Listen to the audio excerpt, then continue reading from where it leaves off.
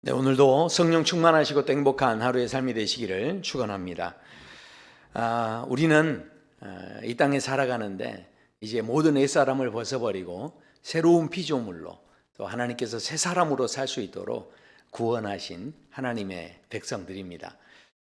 그렇게 정말 기쁨으로 정말 행복함으로 이렇게 살아가면 좋겠는데, 그런데 우리 원수 마귀는 그렇게 우리가 살아가지 못하도록 우리를 계속해서 방해하고 중단하게 한다라는 것이죠. 두려움을 통해서 늘 옛사람을 자극하고 또 수치심을 통해서 옛사람을 들춰냅니다. 그리고 계속해서 죄책감을 자극하고 뭔가 열심히 하는 것도 내가 이 세상에 밀리지 않기 위해서 더 열심히 하도록 그렇게 우리를 부추긴다라는 것이죠. 그런 곳에 우리가 살다 보면 어제 말씀드린 것처럼 천국 가는 그런 복음의 삶을 사는 우리로서는 당연히 갈등이 일어날 수밖에 없습니다. 그래서 사도 바울이 오늘 본문에서 이제 이렇게 권면을 합니다. 2절에 보시면 마음을 같이하여 같은 사랑을 가지고 뜻을 합하며 한 마음을 품어 아무 일에든지 다툼이나 허용으로 하지 말고 오직 겸손한 마음으로 각각 자기보다 남을 낫게 여기고, 이런 권면을 지금 빌립보 교인들에게 하고 있다는 것은 역으로 생각하면 이 사람들 안에 실은 이런 갈등들이 한 마음이 되지 못하는 그런 갈등들이 있었다라는 이야기죠. 다툼이 어느 정도 일어나고 있었다라는 그런 이야기입니다. 그래서 사도 바울은 정말 우리가 성령의 감동으로 사는 사람이라고 한다면, 그런 새로운 존재라면, 자 1절에 보십시오. 이렇게 말씀합니다. 그러므로 그리스도 안에 무슨 권면이나 사랑의 무슨 위로나 성령의 무슨 교제나 긍휼이나 자비가 있거든. 그러니까 나는 십자가로 이미 죽었으니 그러니 더 이상 두려움으로 옛사람으로 그렇게 사는 게 아닙니다. 그러니까 죄책감에 눌려서 일하는 게 아닌 거죠. 그러니까 내 안에 정말로 성령님이 계시고 내가 새로운 존재라고 한다면 거기서부터 나오는 긍휼이 있고 자비가 있다라는 거죠. 자, 그렇다면 그 긍휼과 자비라면 한 마음이 될 수밖에 없다라는 거죠. 한 마음 되라고 계속 이렇게 지적한다고 한 마음 되는 게 아니죠. 내 안에 긍휼과 자비가 흘러나오면 당연히 한 마음으로 갈 수밖에 없다라는 거죠. 그래서 우리가 가장 먼저 집중해야 되는 것은요, 실은 착하게 살라, 거짓말하지 말라, 한 마음 되라, 이렇게 말하는 게 중요한 게 아니고요. 우리가 가장 집중해야 되는 것은 4절에서 이렇게 말씀하죠. 각각 자기 일을 돌볼 뿐더러, 이렇게 말씀이 시작됩니다. 그러니까 각각 자기 일을 돌아보는 겁니다.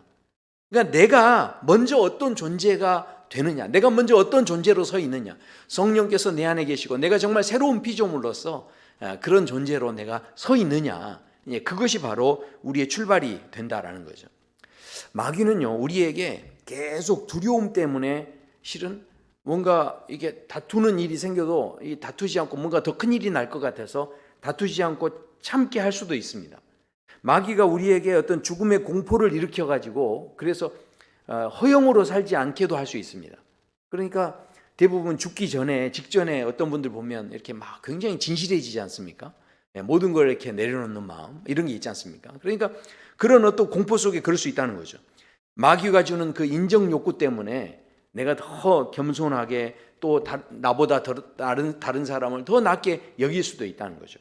자, 그러니까 성령의 감동 없이도 얼마든지 이렇게 착하게 살 수 있다라는 겁니다. 자, 그래서 예수님께서 그런 사람에 대해서 뭐라고 하십니까? 마태복음 7장에 보면 그렇게 말씀하죠. 그날에 많은 사람이 나더러 이르되 주여 주여 우리가 주의 이름으로 선지자 노릇하며 주의 이름으로 귀신을 쫓아내며 주의 이름으로 많은 권능을 행하지 아니하셨나이까 하리니 그때에 내가 그들에게 밝히 말하되 내가 너희를 도무지 알지 못하니 불법을 행하는 자들아 내게서 떠나가라 하리라. 10년, 20년, 30년 정말 하나님 앞에서 내가 헌신하고 애를 쓰며 그렇게 힘쓴다고 했는데, 그런데 내가 너를 도무지 알지 못한다 이러면 얼마나 허무합니까? 얼마나 큰 충격이겠습니까? 그렇기 때문에 무슨 이야기입니까? 우리가 뭔가 이렇게 다른 사람을 낮게 여기고 허영으로 살지 않고 겸손하게 살고, 이 모든 것들은 실은 이 마귀가 주는 동기로도 그렇게 할 수 있다는 거예요. 그렇다면 결국 뭔가를 행하는 게 중요한 게 아니라 각각 자기를 살피어서 자기가 먼저 어떤 존재로 서는지가 중요한데, 그렇다 보니까 오늘 말씀하죠. 새로운 피조물이라는 존재로 살기 위해서는 반드시 필요한 게 있는데, 그것이 바로 예수님의 마음을 품어야 한다는 거죠. 자, 5절에 보십시오. 너희 안에 이 마음을 품으라. 곧 그리스도 예수의 마음이니. 자, 그러면 예수님의 마음은 무엇입니까? 이제 첫 번째는요, 자기 권리를 이렇게 내려놓으시는 마음이 있었어요. 자기 권리를 포기하는 마음이었습니다. 6절에 보십시오. 그는 근본 하나님의 본체시나 하나님과 동등됨을 취할 것으로 여기지 아니하시고.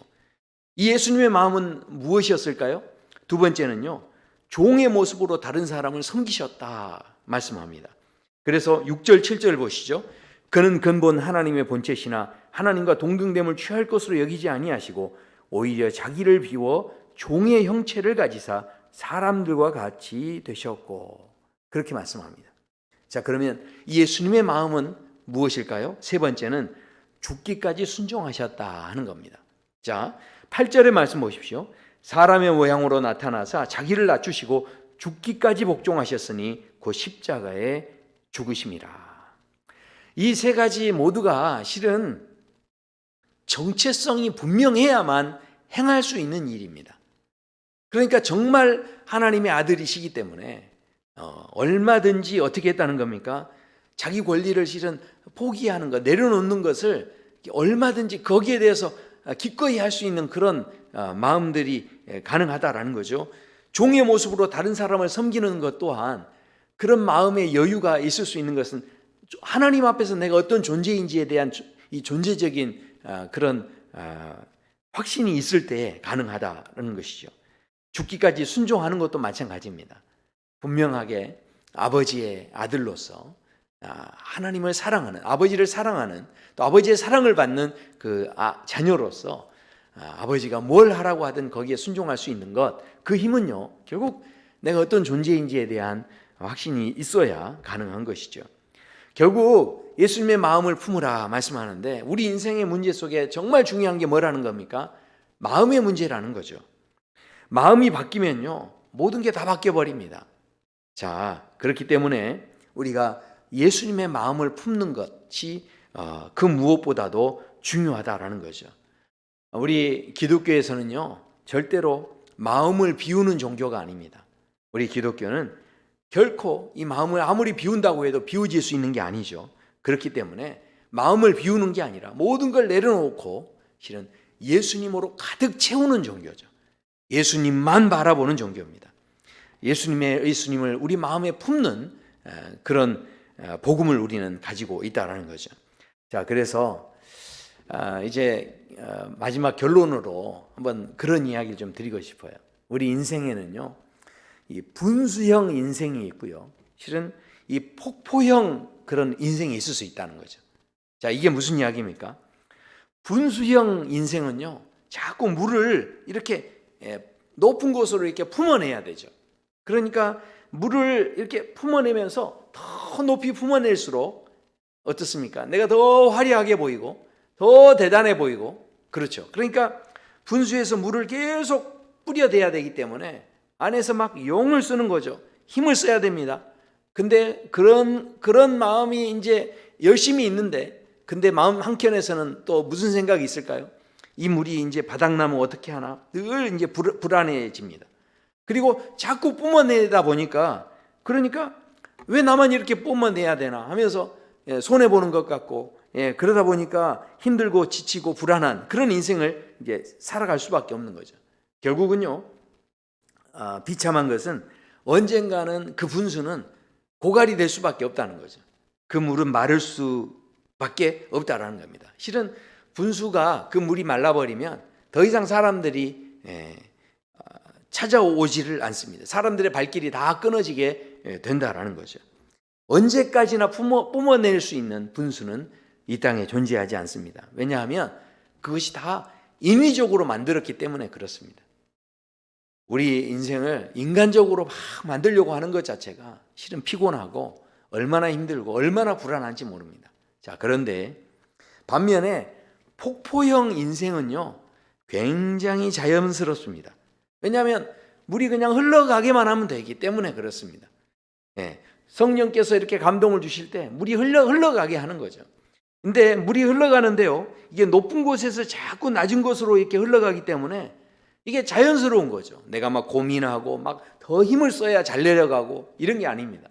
그냥 내가 그걸 막아서지만 않으면 그게 잘 흘러내려가죠. 자, 그런데 여기에서 너무 놀라운 건 이 폭포가 이렇게 위에 높은 데서 이렇게 떨어지니까 이게 손해인 것 같은데 손해가 아니에요. 이 떨어지는 그 높이에서 이렇게 떨어지는 이 낙차로 인해서 생겨지는 그 힘이 있는데 그 힘이요, 강력한 힘이 되는 거죠. 그래서 발전 이것을 통해서 뭔가를 만들어내는 이 발전을 시킬 수 있는 이제 이런 힘이 되는 거죠. 자, 이 땅에서 예수님보다 더 강력한 폭포의 힘이 어디 있겠습니까? 그러니까 그 높은 곳에서 이 땅으로 내려오셨죠. 하나님이셨는데 이 땅으로 내려오셨죠. 거기다가 종의 모습으로 죽기까지 복종하셨습니다. 그리고 세상 누구보다도 그렇게 복종하셨지만 그것이 결국은 세상 누구보다도 강력한 힘이 되어서 이 땅의 모든 사람을 구원할 수 있는 유일한 구원자로 이 땅의 모든 죄의 문제, 죽음의 문제, 이 모든 문제들을 다 해결할 수 있는 그런 분으로 하나님이 세워주셨다라는 거죠. 자, 보십시오. 그래서 마지막 결론입니다. 9절에 보면 이름으로 하나님이 그를 지극히 높여 모든 이름 위에 뛰어난 이름을 주사 하늘에 있는 자들과 땅에 있는 자들과 땅 아래에 있는 자들로 모든 무릎을 예수의 이름에 꿇게 하시고 모든 입으로 예수 그리스도를 주라 시인하여 하나님 아버지께 영광을 돌리게 하셨느니라. 아멘. 오늘 사도 바울이 빌립보 교인들에게 우리가 살다 보면 여러 가지 다툼이나 허영이나 또 이렇게 또 다른 사람을 또 무시하고 뭐 이런 일들 때문에 우리가 힘들 수 있는데 그런 일들을 하지 말고 우리가 성령 안에서 정말 긍휼과 자비하심으로 너희 존재가 각각 잘 세워져서 그런 모든 것들을 뛰어넘는 진짜 기쁨을 누리는 삶을 살기 원한다. 그렇게 도전하고 있는데 결국은 이것은 내가 힘써서 되는 문제가 아니다라는 것이죠. 내 안에 분명한 성령의 그 위로와 또 성령의 그 은혜가 자비와 긍휼이 내 안에 넘쳐나기 시작할 때 그것으로 인해서 결국은 예수님께서 이렇게 누구보다도 강력한 힘으로 우리에게 선한 영향력을 주신 것처럼 우리 또한 이런 선한 영향력이 되기를 원하시는 주님의 이 도전의 말씀을 우리가 오늘 묵상하게 됩니다.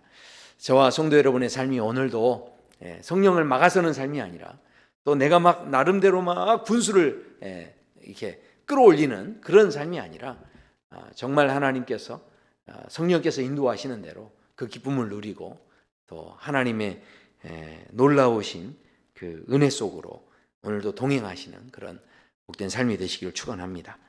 우리 함께 기도하겠습니다. 아버지 하나님 감사합니다. 오늘 우리가 피조물로 살아간다 할 때 그 피조물 되는 것을 계속 방해하는 그런 마귀의 존재가 있지만 그러나 그럼에도 불구하고 우리가 바라봐야 할 것은 오직 예수님의 마음을 품고 살아갈 때 우리 인생이 폭포수 같은 인생이 되는 줄로 믿습니다. 주님의 은혜를 바라보며 또 아버지 하나님 오늘도 성령의 주시는 그 감동을 따라 순종하며 또 성령과 함께 동행하는 저희들의 삶이 되도록 우리 또 사랑누리 교회가 잘 연합하고 하나됨을 이루어서 하나님께 영광이 되는 그런 귀한 교회로 설 수 있도록 도와주시옵소서.